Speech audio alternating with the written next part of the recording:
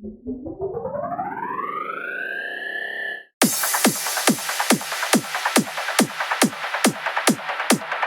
talking with Greg Weisman, creator of Disney's Gargoyles from back in the 90s, producer on Spectacular Spider-Man and the Young Justice TV series, and executive producer of season 1 of Star Wars Rebels, and author of the Reign of the Ghosts book series. And you've done comics, you've done TV.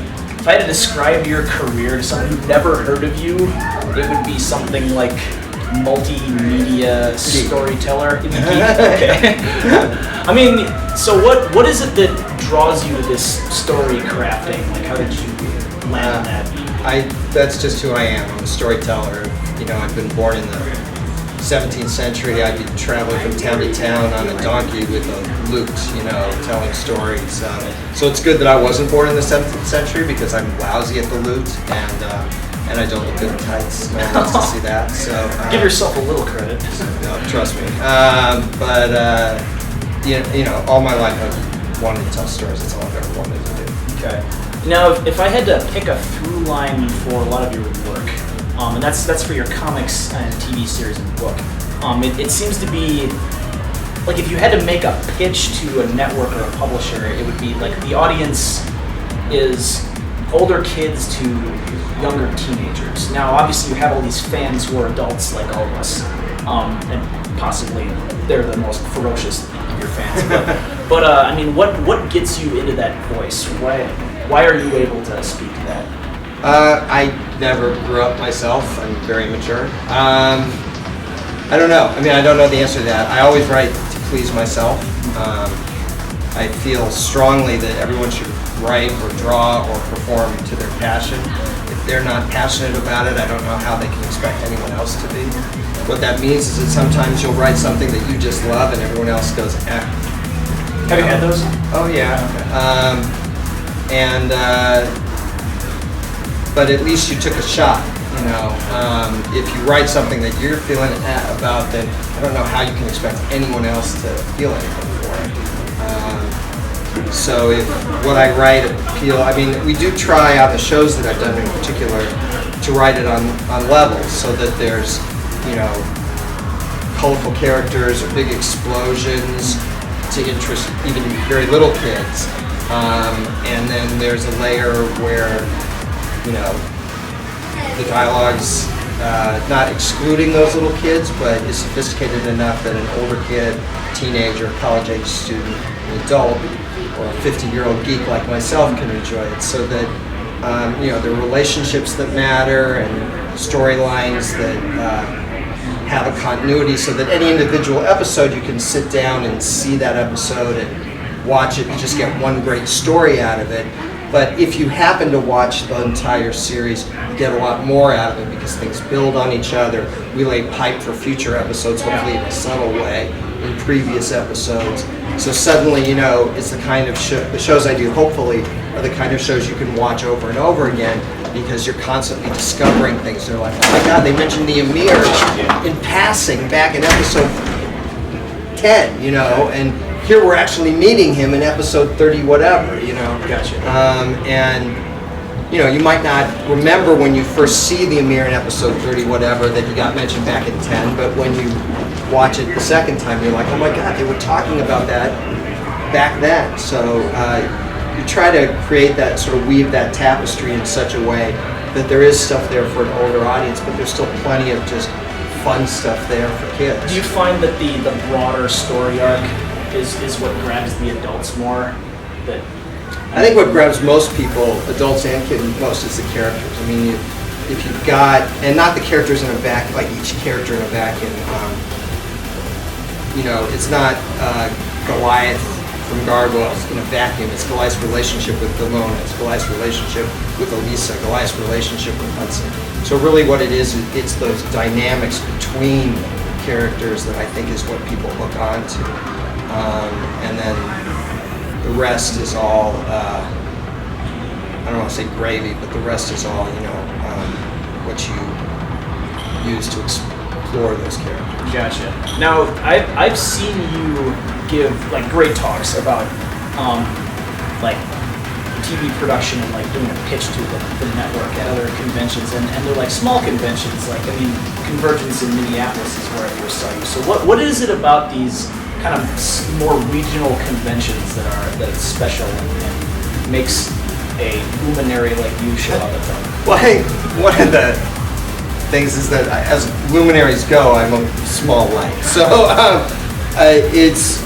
I'll be honest, it's more fun to be a big fish in a small pond than it is to be a tiny fish at San Diego Comic Con or something like that. You know, I mean, there's so much going on. You would get some crowd at San Diego. I have. I mean, we did a Gargoyles 20th anniversary panel in a fairly big room, and we were turning people away because we got so many people there. But the fact of the matter is that at San Diego, it's very easy to get lost in the confusion.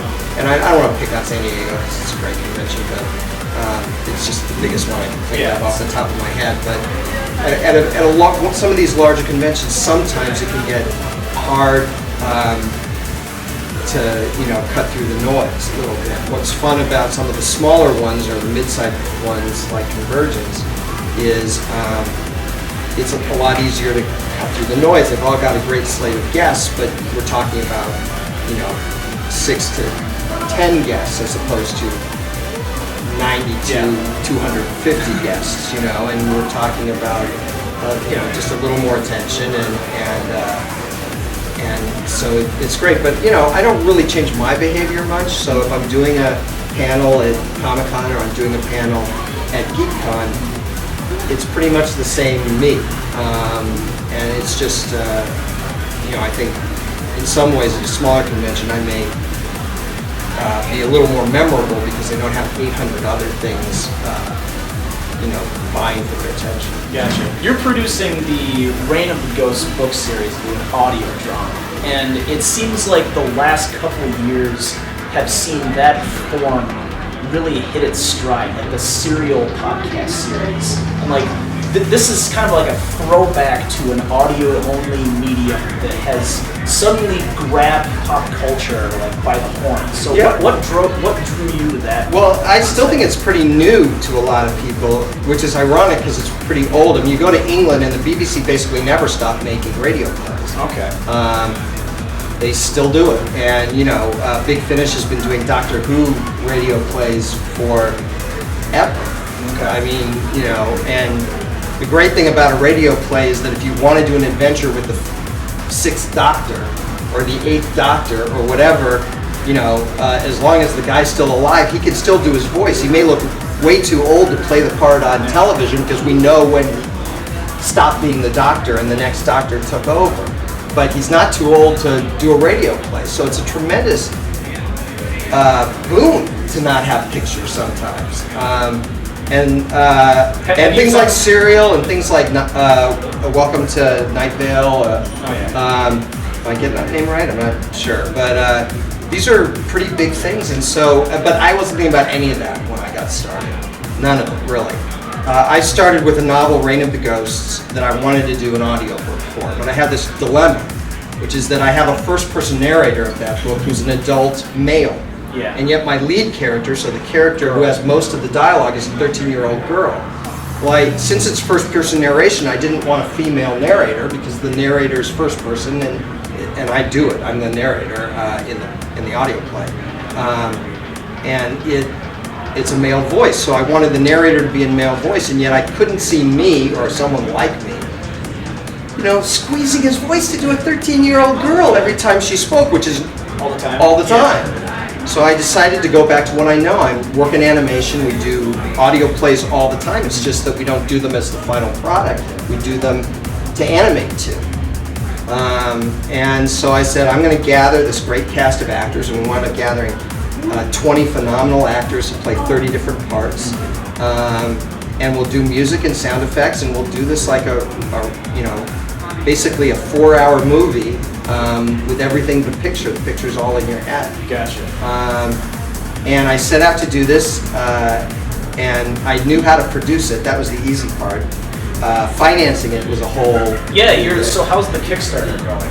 The Kickstarter went, and it went very well. We funded. It was really hard work. Yeah. Way harder than I thought it was going to be.